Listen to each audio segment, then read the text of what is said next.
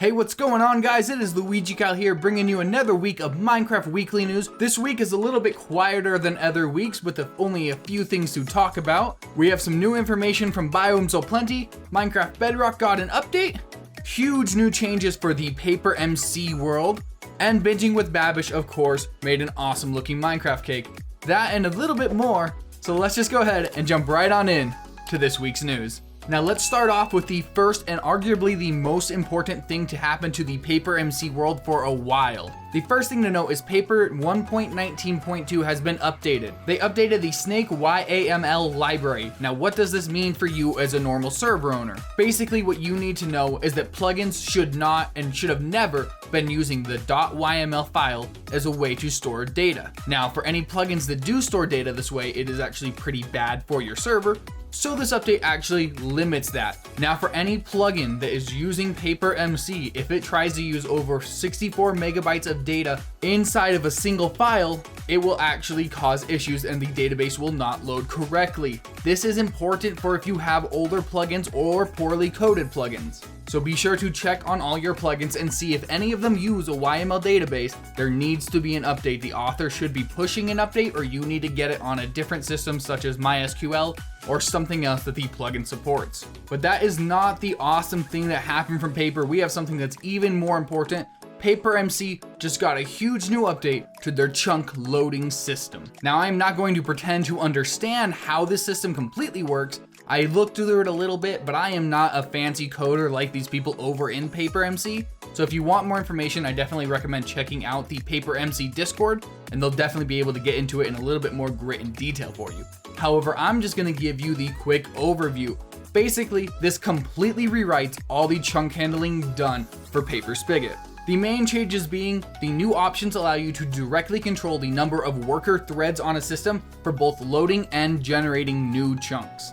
Basically, this update completely enhances how the thread system is working for chunks, and it makes it much more optimized. So if you've been having a lot of issues with loading chunks, it's killing a bunch of your server performance, definitely recommend still, as always, pre-generating all your chunks, but definitely make sure you're updated as well to 1.19.2 on the newest Paper version. This is not any 1.19.2 jar, make sure you have the newest jar.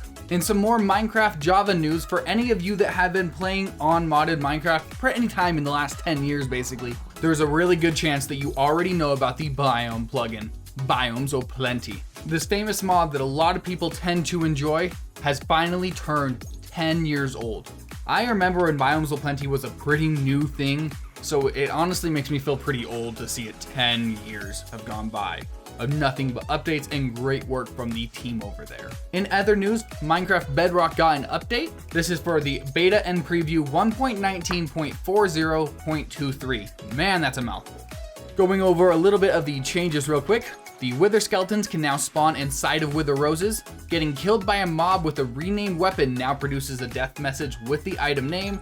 They decreased the amount of hunger used while swimming to match Java Edition. They fixed a bug where death messages were sometimes too long to fit on screen. Fixed a bug where the sign in button on Create New World didn't work on all platforms. They fixed a bug where items could not be removed from the hotbar by moving them into the creative inventory on mobile devices. They temporarily disabled the preview of touch stack splitting UX. They fixed a crash that could occur when leaving split screen sessions, and they did an experimental JavaScript API. All script modules have been renamed to follow a new convention, and a little bit more, and that will be linked in the description below if you want to read up on this yourself. But we are not done for the week. This week we have something kind of fun to talk about that I was just browsing YouTube and happened to stumble across. The Babish Culinary Universe did a video on making Minecraft cake.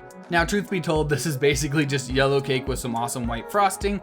The end result looked absolutely amazing, and if you want to make something like this, it will also be linked down in the description below. However, all you really need is some yellow cake and some white frosting, and then maybe a little bit of squares, some red squares. And honestly, you did the same thing as them, but I definitely still recommend checking out this video. And it is that time of the week again. Before you go, we have the Twitter showcase.